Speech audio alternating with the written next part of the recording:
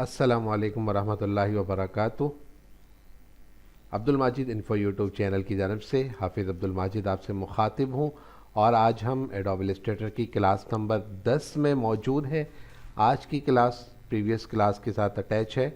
अगर आपने पीछे प्रैक्टिस नहीं की तो आपको ये क्लास देखने का कोई फ़ायदा नहीं होगा। इसलिए सबसे इम्पॉर्टेंट है कि आप पहले अपनी पिछली क्लासेस को कंप्लीट कीजिए, उनकी प्रैक्टिस कीजिए और फिर यहाँ तक आप आइए। आज हम जो टूल डिस्कस करने वाले हैं, बेसिकली आज हम शेप बिल्डर टूल के ऊपर बात करेंगे। जो लोग कोरल ड्रा इस्तेमाल कर चुके हैं वहाँ पर उन्होंने स्मार्ट फिल टूल के नाम से एक टूल इस्तेमाल किया था। आलमोस्ट उसी तरह का ये टूल है जो यहाँ पर इस्तेमाल होता है। इसकी मदद से हम किसी चीज़ को कट कर सकते हैं, इसकी मदद से हम खुली शेप के अंदर कलर कर सकते हैं, इसकी मदद से हम शेप को दूसरी शेप के साथ मिला सकते हैं, मर्ज कर सकते हैं। 2-3 शेप्स में से एक नई शेप हम क्रिएट कर सकते हैं। ठीक है, ये सारे काम हम शेप बिल्डर टूल की मदद से करते हैं। फॉर एग्जांपल हम उसकी 1-2-3 मिसालें यहाँ पर देखते हैं और उसे समझने की कोशिश करते हैं कि किस किस वे से हम इसमें काम कर सकते हैं। मैं यहाँ पर एक ये रेक्टेंगल ले रहा हूँ, ठीक है, और रेक्टेंगल लेने के बाद मैं इसके अंदर एक एलिप्स टूल ले लेता हूँ। फॉर एग्जांपल मैं यहाँ पर एक एलिप्स टूल ले लेता हूँ, ठीक है, और इस एलिप्स टूल को मैं यहाँ पे रखता हूँ और इसका कलर मैं कर देता हूँ यहाँ से चेंज। आप देख रहे होंगे कि इस वक्त ये एक अलग शेप है और ये अलग शेप है, ठीक है। दोनों को मैंने कलर इसलिए अलग अलग किया। मैं यहाँ पर फ़िलहाल इनमें जो कलर है वो वाइट कर देता हूँ, या हम ऐसे करते हैं कि इसके अंदर से कलर ख़त्म कर देते हैं और इसकी जो आउटलाइन है वो हम ब्लैक रख लेते हैं, ठीक है। ये दो शेप हैं। अच्छा, अगर मैं इसको अलाइन करना चाहूँ तो यहाँ से आकर मैं इसे अलाइन भी कर देता हूँ ताकि बिल्कुल सेट हो जाए। अब हमने जब भी शेप बिल्डर टूल इस्तेमाल करना है तो ये बात याद रखिएगा कि शेप बिल्डर टूल एक आप शेप जब लेंगे उसके ऊपर वर्क नहीं करेगा। मिनिमम 2 शेप्स या उससे ज़्यादा जब आप सेलेक्ट करेंगे तो उसके अंदर काम करेगा। अब मैंने इस वक्त दोनों शेप्स को सेलेक्ट किया हुआ है। यहाँ पर अगर आप आएंगे तो ये थोड़ा सा नीचे आए, यहाँ पर आपको शेप बिल्डर टूल के नाम से मिलेगा। इसके साथ छोटा सा एरो क्लिक करें तो ये मज़ीद भी इसमें ऑप्शन है और ये इसकी शॉर्टकट की है।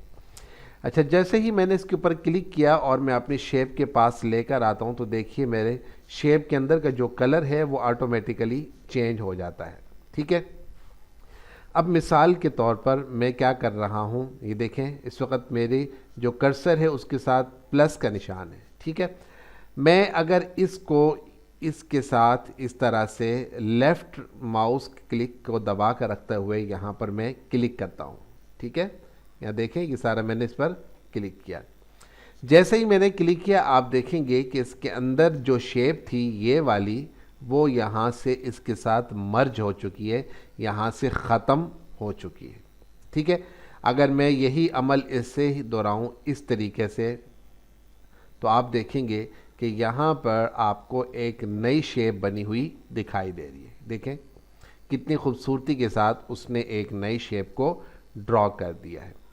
अच्छा, अगर हम ऐसे ही कुछ और करें, फॉर एग्ज़ाम्पल ये एक शेप है और मैं यहाँ से इन दोनों को सेलेक्ट करता हूँ, शेप बिल्डर में आता हूँ और मैं यहाँ पर आने के बाद, ठीक है, इस वाले हिस्से को यहाँ से क्लिक कर देता हूँ या इसे मैं आगे पीछे कर देता हूँ। ये देखें मैंने क्लिक कर दिया। अब सिर्फ इतना हिस्सा यहाँ से रिमूव हुआ। इसे कर देता हूँ, इतना हिस्सा रिमूव हो गया। इसे कर देता हूँ और इतना हिस्सा रिमूव हो गया। अच्छा, हम थोड़ा सा और आगे देखें, इसको भी अगर आप इस पर क्लिक कर दें तो ये यहाँ से भी ख़त्म हो जाता है। मैं एक और काम करता हूँ, मैं आपको इसके अंदर कलर करके फिर उसके बाद हम इस पर काम करके देखते हैं। फॉर एग्ज़ाम्पल मैं इन दोनों को सेलेक्ट करता हूँ और यहाँ से पहले मैं उसे आउटलाइन दे देता हूँ ताकि नज़र आता रहे। इसको मैं एक कलर ये दे देता हूँ यहाँ से और इस वाले को मैं यहाँ से ये कलर दे देता हूँ, ठीक है। ये दो अलग अलग कलर हो गए। इन दोनों को सेलेक्ट किया, यहाँ शेप बिल्डर में आए। अब फॉर एग्जांपल मैं सिर्फ ये सेंटर वाला ऐसा यहाँ से डिलीट करना चाहता हूँ। अगर आप देखें इस पर क्लिक करूँगा तो आपने देखा कि ये जो पीछे वाला हिस्सा था वो इसके साथ मर्ज हो चुका है, ठीक है, मर्ज हुआ है, यहाँ अभी भी आपको नज़र आ रहा है। मैं चाहता हूँ कि ये जो दरमियान वाला हिस्सा है, इतना हिस्सा, ये मैं बिल्कुल ही रिमूव कर दूँ, कट कर दूँ। मैं क्या करूँगा, मैं आल्ट का बटन दबाऊँगा, आल्ट। आप देखिएगा मेरे कर्सर पे, जैसे ही मैंने आल्ट का बटन दबाया, आप देखें मेरे कर्सर पे माइनस का निशान आ गया। अब मैं इस हिस्से पर आकर एक दफ़ा क्लिक करता हूँ, तो आप देखिए कि दरमियान से जो हिस्सा था वो रिमूव हो चुका है। ठीक है, अब अगर मैं इस पर क्लिक करूं, ये देखें, ये एक और तरह से शेप आपकी बन चुकी है। ठीक है जी, तो जिस हिस्से को अगर बिल्कुल ही रिमूव करना हो तो आप आल्ट का बटन दबाएंगे और उसके बाद वहां पर क्लिक करेंगे तो वो हिस्सा ऑटोमेटिकली रिमूव हो जाएगा। यहाँ पे हम कोई और चीज़ बना के भी देखते हैं। फॉर एग्जांपल मैं यहाँ पे इस तरह से कोई एक चीज़ बनाता हूँ, ठीक है, और उसके बाद यहाँ पे एक और कोई शेप बनाई, ठीक हो गया जी, और उसके बाद यहाँ पे एक और कोई शेप बनाई, ठीक हो गया। ये 3 शेप्स बना ली, इन तीनों को मैंने सेलेक्ट किया, यहाँ से आकर मैं इसे अलाइन कर दिया, ओके हो गया। ये हमारे पास पहली शेप है, ये वाली मैंने सेलेक्ट किया इस पर, और यहाँ पर इस वाले को और इस वाले को मैं सेलेक्ट करके थोड़ा सा गोल कर देता हूँ, ठीक हो गया जी। उसके बाद इसको भी मैं यहाँ से पकड़कर इसे और इसे, इन दोनों को सेलेक्ट किया और इसे भी मैं अंदर वाली साइड पे थोड़ा सा गोल कर देता हूँ। ये हो गया जी। अब देखें ये 3 शेप्स हैं मेरे पास, इन तीनों को मैंने सेलेक्ट किया, मैं यहाँ पर शेप बिल्डर में आया और इसे इस तरीके से मैंने क्लिक कर दिया, तो आप देखेंगे कि ये तीनों एक शेप बन गई हैं। 3 जो थी वो बिल्कुल एक शेप बन गई और ये एक बोतल की तरह आपको नज़र आ रही है। अगर आप इस पर क्लिक करेंगे तो देखेंगे ये सारी की सारी आपके पास सेलेक्ट हो रही है। आप इसकी आउटलाइन जो भी देना चाहें अगर, तो वो आप दे सकते हैं। ठीक हो गया जी, यहाँ तक उम्मीद है आपको बात सारी की सारी अच्छी तरीके से समझ में आ गई होगी।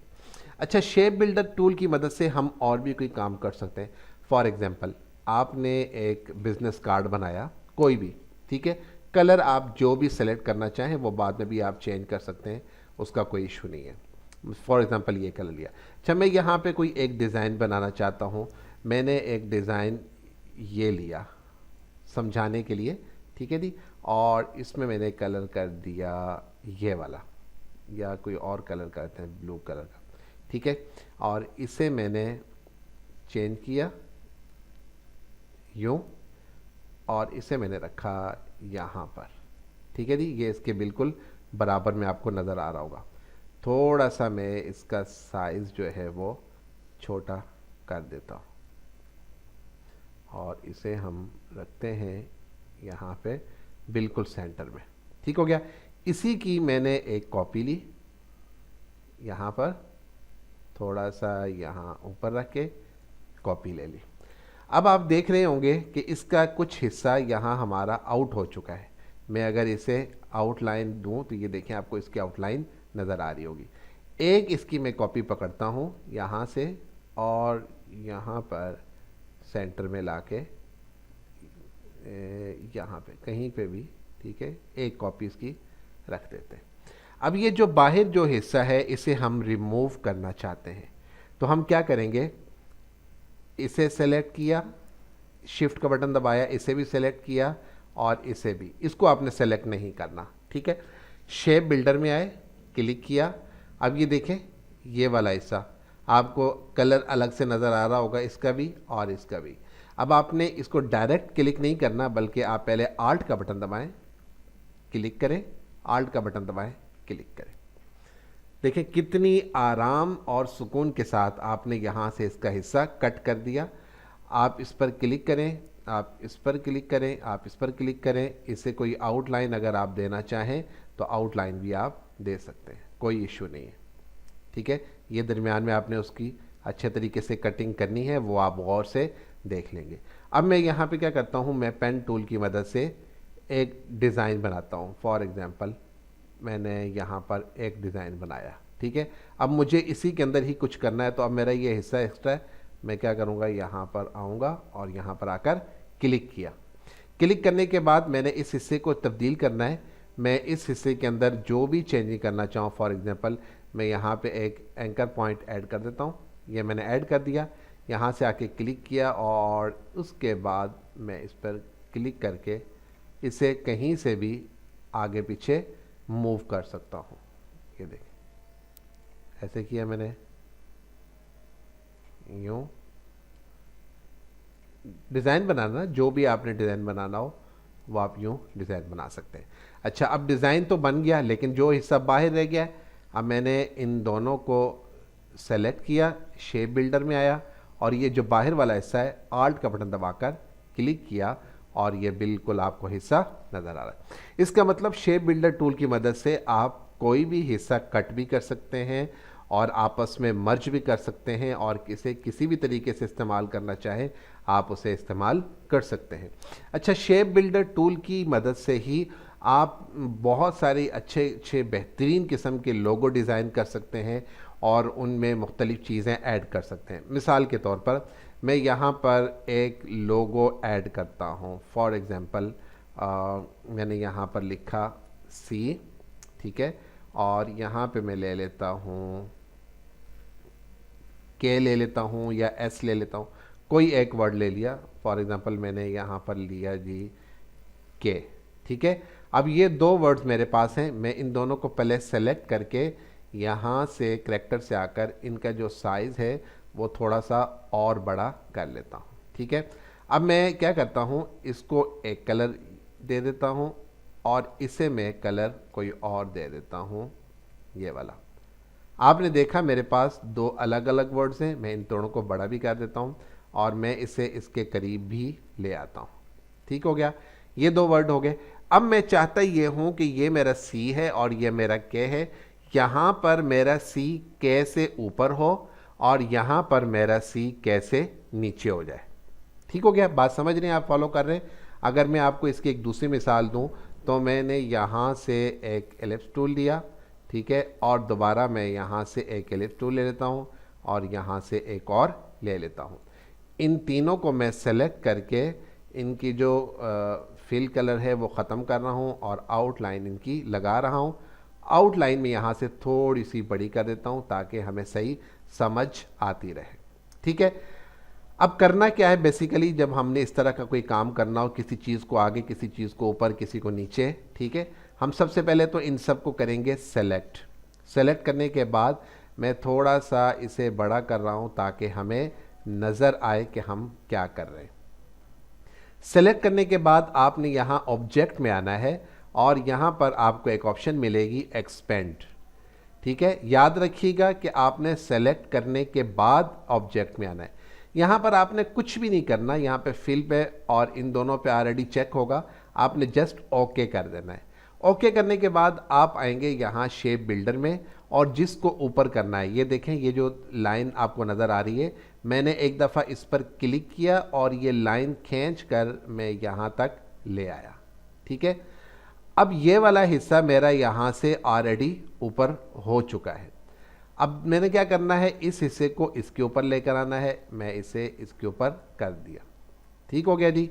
अच्छा, यहाँ से ये ऊपर है, यहाँ से और यहाँ से ये नीचे है, यहाँ से आकर मैं इसे ऊपर कर देता हूँ, इसके ऊपर।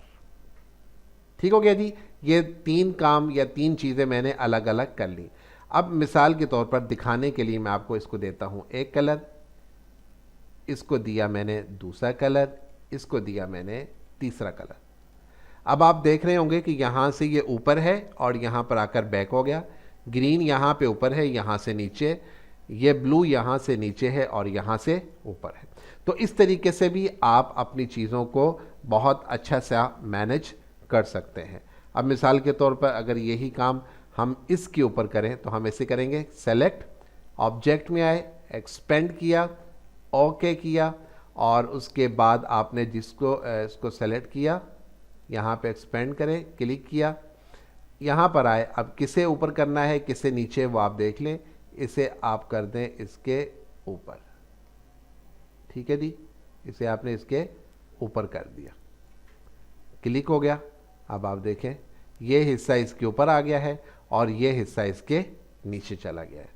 तो आप इस तरीके से कोई भी चीज़, कोई भी लोगो, बेशुमार किस्म की चीज़ें हैं जिन्हें आप इस तरीके से इस्तेमाल करके उन्हें बहुत ही ब्यूटीफुल और ख़ूबसूरत बना सकते हैं। आगे चलकर जब आप लोगों पे काम कर रहे होंगे तो बहुत सारी जगहों पर इस तरीके से आपको काम करने को मिलेगा जिसमें आप सिर्फ़ और सिर्फ शेप बिल्डर टूल ही इस्तेमाल कर रहे होंगे।